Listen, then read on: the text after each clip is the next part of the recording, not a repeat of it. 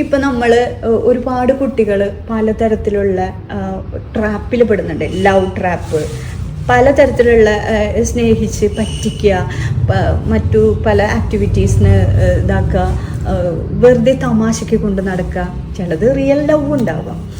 അപ്പോൾ ഇങ്ങനെ ബ്രേക്കപ്പായി പോവുക അല്ലെങ്കിൽ നമ്മൾ ഡിവോഴ്സായ കുട്ടികളെ നമ്മൾ എങ്ങനെയാണ് നമ്മുടെ കുട്ടികളെ സപ്പോർട്ട് ചെയ്യേണ്ടത്? ഇങ്ങനെ അവർ ഭയങ്കരമായിട്ട് തകർന്നിരിക്കുന്ന അവസരമായിരിക്കും. അതായത് ഇപ്പോൾ ബ്രേക്കപ്പ് ആയാലും ഇപ്പോൾ ഡിവോഴ്സ് ആയാലും മറ്റെന്ത് അവസ്ഥയായാലും അവർ വല്ലാണ്ട് തകർന്നിരിക്കുന്ന അവസരത്തിൽ ഒരു പാരന്റ് എന്നുള്ള നിലയ്ക്ക് നമുക്ക് എങ്ങനെയാണ് നമ്മുടെ കുട്ടികളെ ഒന്ന് സപ്പോർട്ട് ചെയ്യാം? മിക്കവാറും എന്താ കേസ് അറിയോ, അപ്പൊ നമ്മള് നല്ല ഡ്രസ്സൊക്കെ ഇട്ടിട്ട് ഒരു മകൾ നല്ല മേക്കപ്പ് ഒക്കെ ചെയ്തിട്ട് സ്കൂളിലേക്ക് ഇറങ്ങുന്ന സമയത്ത് അച്ഛനോ അമ്മയോ നിന്നെ കാണാൻ നല്ല ഭംഗിയുണ്ടെന്ന് പറയാറുണ്ടോ? ഇല്ല, പറയില്ല. അതേ സമയത്ത് ഒരു ബസ് കണ്ടക്ടറോ ഓട്ടോറിക്ഷക്കാരനോ അവന്റെ ഫ്രണ്ടോ ഏതെങ്കിലും ഈ ലവ് അഫെയറിലിട്ടുള്ളവരുണ്ട് നിന്നെ കാണാൻ നല്ല ഭംഗിയുണ്ടെന്ന് പറഞ്ഞു പോയി. അത് പറയുന്നതാണ്, മാനിപ്പുലേറ്റീവ് ആയിട്ട് പറയുന്നതാന്ന് വിചാരിക്കാം. അത് പറയുമ്പോ എല്ലാരും ഇഷ്ടപ്പെടുന്നതാണ് ആ വാക്ക്. അത് വീടും അങ്ങനെ വീട് പോകുന്നതാണ് മിക്കവാറും കേസുകൾ. നമ്പർ 1, അയാളുടെ ഇന്റൻഷൻ ഈസ് നോട്ട് ക്ലിയർ. അപ്പൊ ചിലപ്പോ അവന്റെ ഇന്റൻഷൻ വേറെ എന്തെങ്കിലുമൊക്കെ ആയിരിക്കും, അവളുടെ ഇന്റൻഷനും വേറെ എന്തെങ്കിലുമൊക്കെയാണ്. രണ്ടുമുണ്ട് ഹണി ട്രാപ്പ്. ഇതിനേക്കാളും കൂടുതൽ നമ്മള് വളരെ ഫേമസ് ആയിട്ടുള്ള, വളരെ സ്റ്റാറ്റസ് ഉള്ള, വളരെ ഫീസ് കൊടുക്കുന്ന സ്കൂളിലെ കുട്ടികൾ 11ാം ക്ലാസ്സിൽ ഡ്രഗ് അഡിക്റ്റ് ആയി എല്ലാത്തിനും യൂസ് ചെയ്ത് 5 വർഷമായിട്ട് 11th പഠിക്കുന്ന കുട്ടിയെ എനിക്കറിയാം. സൈക്കോതെറാപ്പിസ്റ്റ് ആയിരുന്നു. കുറേ കൗൺസിലിംഗ് കേസസ് വരും. സങ്കടം തോന്നും. വളരെ റിച്ചാണ്, വീട്ടിൽ സ്നേഹം കിട്ടിയിട്ടില്ല, ആരോ ഒരാൾ കുറച്ച് സ്നേഹം കൊടുത്തപ്പോൾ അതിന്റെ പിന്നാലെ പോയി, അത് ഡ്രഗിൽ മാറി, അവസാനം എല്ലാത്തിനും യൂട്ടിലൈസ് ചെയ്തു. അങ്ങനെ നശിച്ചു പോകുന്ന എത്ര പേരുണ്ടെന്നറിയാം. അപ്പൊ അതാണ് ലോകം. അതിനൊറ്റ മാർഗ്ഗമേ ഉള്ളൂ, ശരിക്കൊരു പാരന്റ് കൃത്യമായിട്ട് പാരന്റിങ് പഠിക്കണം. മക്കളെ എങ്ങനെ വളർത്തണം എന്നറിയണം. മഹാഭാരതത്തിന്റെ കഥയില് പാണ്ഡവന്മാരും കൗരവന്മാരും അച്ഛനും അമ്മയും ബ്ലൈൻഡ് ആയാൽ ദുര്യോധനെ പോലെയുള്ള മകൻ ശകുനിയുടെ കൂടെ പോകും എന്നുള്ളതാണ് ഒരു കഥ. അതേ സമയത്ത് അച്ഛൻ കെയർ ചെയ്തിട്ടില്ലെങ്കിലും അമ്മ കൃത്യമായിട്ട് നോക്കിയാൽ പഞ്ചപാണ്ഡവന്മാരെ പോലെ മക്കളെ വളർത്താൻ പറ്റും എന്നുള്ളതാണ് മറ്റേ ഭാഗം. പക്ഷേ ഈ ലവിന്റെ കേസിലൊക്കെ നമ്മളൊരു പ്രായം കഴിഞ്ഞു കഴിഞ്ഞാൽ, ഒരു കൗമാര പ്രായത്തില് അവർക്കിപ്പോൾ നമ്മൾ എത്ര സ്നേഹം കൊടുത്താലും ഇനിയിപ്പോൾ എന്തൊക്കെ അവർക്ക് ചെയ്തു കൊടുത്താലും അവരെ എത്രയൊക്കെ ഉപദേശിച്ചാലും അവർക്ക് അവരെ കൂട്ടുകാർ പറയുന്നതാണ് ഏറ്റവും വലിയ കാര്യം. അപ്പൊ അവര് അതിനനുസരിച്ചിട്ടാ പോകുന്നത്. നമ്മൾ എത്ര സ്നേഹം കൊടുത്താലും അവർക്ക് അത് മനസ്സിലാവുന്നില്ല. ഈ ബുക്ക് ലൈഫ് മെയ്ഡ് സിമ്പിൾ എന്ന ബുക്കില് ഒരു 3 വയസ്സുള്ള കുട്ടിയോട് ചോദിക്കുക ലോകത്തിലെ ഏറ്റവും നല്ല ആളാരാണ്, എന്റെ അച്ഛനോ അമ്മയോ എന്നാ പറയാം. അത് കഴിഞ്ഞിട്ട് ഒരു 5 വയസ്സുള്ളപ്പോ ചോദിക്കുക, 10 വയസ്സുള്ളപ്പോ ചോദിക്കുക, ടീച്ചേഴ്സാ പറയാ. ഒരു 13-15 വയസ്സായവരെ ടീനേജിനോട് ചോദിച്ചാൽ അവരുടെ ഏറ്റവും വലിയ വിരോധി ടീച്ചറും അച്ഛനും അമ്മയും. ഈ ചെറുപ്പത്തിൽ എങ്ങനെയാണ് ഈ ഒരു ട്രാൻസ്ഫർമേഷൻ വന്നതെന്ന് ചോദിച്ചാൽ നമ്മൾ തന്നെ അവരെ അകറ്റി. ചെറുപ്പത്തിൽ നമ്മൾ പോകുന്നിടത്തൊക്കെ കുട്ടികളെ എടുത്തിട്ടൊക്കെ നടക്കും.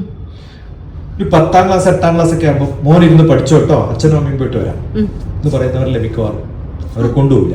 എല്ലായിടത്തേക്കും നമുക്ക് കുട്ടികളെ കൊണ്ടുപോകാൻ പറ്റുമോ? അതായത് നമ്മുടെ ധാരണ പഠിക്കിരുന്നിട്ട്. അപ്പൊ ഞാൻ വേറെ എന്റെ പാരന്റ്സ് വേറെ ചെയ്യും. ആ സെപ്പറേഷൻ നമ്മൾ ആ കുട്ടി അവിടെ ഇരുന്ന് പഠിക്കുമോ? ഈ സമയത്ത് അവരുടെ ചിന്ത എവിടെയായിരിക്കും? കാരണം വെച്ചാൽ അത് ശീലായി. അതിനേക്കാളും അവർക്ക് ഫ്രണ്ട്സിനോട് സല്ലപിക്കാൻ പറ്റിയ സമയമാണ് നിങ്ങളൊന്ന് ഒഴിവാകുന്നത്. അത് നമ്മൾ ഉണ്ടാക്കി കൊടുത്തതാണ്. അതിന് പകരം അച്ഛൻ സുഹൃത്തുക്കളായിരുന്നെങ്കിലോ. ഇപ്പൊ നമ്മൾ സാധാരണ കുട്ടികളോട് മോനെ ഈ ചാപ്റ്റർ ഇരുന്ന് പഠിക്കുക, എന്നിട്ട് കളിക്കാൻ പറഞ്ഞോളാം. തിരിച്ചാ വേണ്ടത്. മോൻ 1 മണിക്കൂർ കളിച്ചിട്ട് വന്നിട്ട് ഇരുന്ന് പഠിക്കൂ എന്ന് പറഞ്ഞാൽ കളി കഴിഞ്ഞാൽ അവൻ ഇരുന്ന് പഠിക്കുമ്പോൾ ശ്രദ്ധ എവിടെയാണ്? ഈ 1 മണിക്കൂർ പഠിച്ചിട്ട് കളിക്കാന്ന് പറഞ്ഞാൽ ഈ 1 മണിക്കൂറും അവന്റെ ശ്രദ്ധ എവിടെയാ? കളിക്കുന്നില്ല. അപ്പൊ ഈ ചെറിയ ഡിഫറൻസ് അത് വലിയൊരു പാരന്റിങ് മെത്തഡോളജിയാണ്. അപ്പൊ നമ്മൾക്ക് എന്താണോ ഇപ്പൊ എനിക്ക് ചായ കുടിക്കണം തോന്നിയാല് ഈ ചാപ്റ്റർ വായിച്ചു കഴിഞ്ഞിട്ട് ചായ കുടിച്ചാൽ പോരെന്ന് ചോദിച്ചാലോ? മനസ്സിലായി? അമ്മ എനിക്ക് വിശക്കും, അല്ല ഞാൻ എന്നിട്ട് ഞാൻ ഭക്ഷണം തരാം. അങ്ങനെ പറയാൻ പാടില്ല ഒരിക്കലും. അവരുടെ നീഡ്സ് ഞാൻ ശരിയല്ല, ഞാനിപ്പോ റെഡി ആയിട്ടില്ല ഭക്ഷണം, പക്ഷെ മോനെ നിനക്ക് വിശക്കുണ്ടോ എന്നാ ഇത് കഴിക്കുന്നുണ്ട് എന്തെങ്കിലും കൊടുത്തൂടെ? കൊടുക്കാം. ചാപ്പാട് ആ സമയത്ത് കഴിപ്പിക്കണം എന്ന് ആരും നിർബന്ധം പറഞ്ഞിരിക്കണേ. അപ്പൊ ഇങ്ങനെ ചെറിയ ചെറിയ കാര്യങ്ങൾ. പിന്നെ നമ്മള് സംടൈംസ് ഉണ്ടല്ലോ സാർ TPS, ഈ നമ്മളിപ്പോ എത്ര അവർക്ക് എന്ത് ചെയ്താലും ആ സമയത്ത് അവരെ ലവർ പറയുന്നതാണ് അവർക്ക് വേദവാക്യം. നമ്മള് അതിനേക്കാളും ഞാനാണ് പ്രാധാന്യം. ഞാനിപ്പോ എന്റെ കുട്ടികളോട്, ടീനേജിലെ കുറേ കുട്ടികളെ ഡീൽ ചെയ്യുന്നതാണ് ഞാൻ പറയുന്നത്, മോനെ എപ്പോഴെങ്കിലും പോകുമ്പോ ഒരു കുട്ടി എടുത്ത് നടക്കുന്ന അമ്മയെ കാണുമ്പോൾ എന്നെയും എന്റെ അമ്മ ഇങ്ങനെ എടുത്തു നടന്നിരുന്നു ഒന്നും ഓർമ്മിക്കുന്നതാണ്. ഇടക്കിടക്ക് ഓർക്കാം. ഞാൻ ഒരു 9ാം ക്ലാസ്സിലെ കുട്ടി എന്റെ അടുത്ത് വരാം. മാത്സിൽ 10, ഫിസിക്സിൽ 10 15 അത്രയൊക്കെ മാർക്കുള്ളൂ. ഞാൻ അമ്മയോട് ചോദിച്ചു, അമ്മ കുറെ കംപ്ലൈന്റ് പറയുന്നു, സ്കൂളിൽ പറഞ്ഞേക്കുണ്ട്, ട്യൂഷന് പറഞ്ഞേക്കുണ്ട്. എന്നിട്ട് ഞാനിവിടെ ഒരു ഗസ്റ്റ് ലെക്ചറിന് പോയപ്പോഴാണ് ആ ട്യൂട്ടോറിയലിന്റെ ഹെഡ് എന്റെ അടുത്ത് വന്ന് സംസാരിക്കാൻ പറഞ്ഞു. ഈ അമ്മ വന്ന് പറയാണ്, മോനെ അത്തിരിക്കും. അപ്പൊ ഞാൻ പറഞ്ഞു, മോനെ നീ ഇങ്ങോട്ട് പറഞ്ഞു മടി കിടന്നു. 9ാം ക്ലാസ്സിലെ പയ്യൻ, കാണാൻ ചെറിയ പയ്യൻ ആവശ്യം.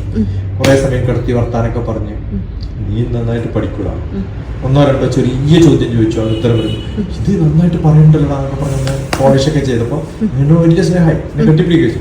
അമ്മയുടെ മടി കിടക്കാൻ പറഞ്ഞപ്പോ ഞാൻ വലുതായി എന്നുള്ള, ഞാൻ വലിയ കുട്ടിയായില്ലേ, ഇനിയിപ്പോ അമ്മയുടെ നാണം. ഞാൻ അടുത്ത ചോദ്യം അമ്മയോട് ചോദിച്ചത്, ഈ മോനെ എപ്പോഴാണ് നിങ്ങൾ മടി കിടത്തിയെന്ന് ചോദിച്ചു.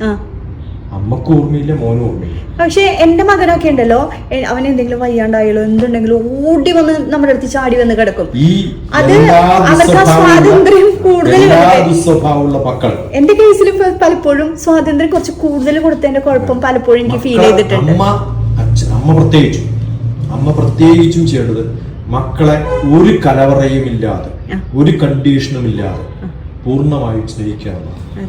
എന്റെ അമ്മ, ഞാൻ മഹാവികൃതിയായിരുന്നു, പഠിക്കാൻ മഹാമോശമായിരുന്നു, ഞാനും ഭയങ്കര വികൃതിയായിരുന്നു. പക്ഷെ അപ്പോഴും എന്റെ അമ്മ എന്റെ തലയിൽ കൈവച്ചിട്ട് പറയാ, മോനെ നാളെ നീ നന്നാവുന്ന. എന്താ പറയാ, നാളെ പറഞ്ഞ അർത്ഥം അതൊരു വലിയൊരു മോട്ടിവേഷനാണ്. മോശമാണ്, നാളെ നീ നന്നാവും. വലിയൊരു മോട്ടിവേഷൻ തന്നെയാണ് എല്ലാ മക്കളെയും അമ്മമാരെ കൊടുക്കേണ്ടത്. മോനെ നാളെ നീ നന്നാവും, മോളെ നാളെ നീ നന്നാവും. അത് ആ ഒരു വാക്ക് വലിയൊരു സംഭവം തന്നെയാണ് അല്ലേ.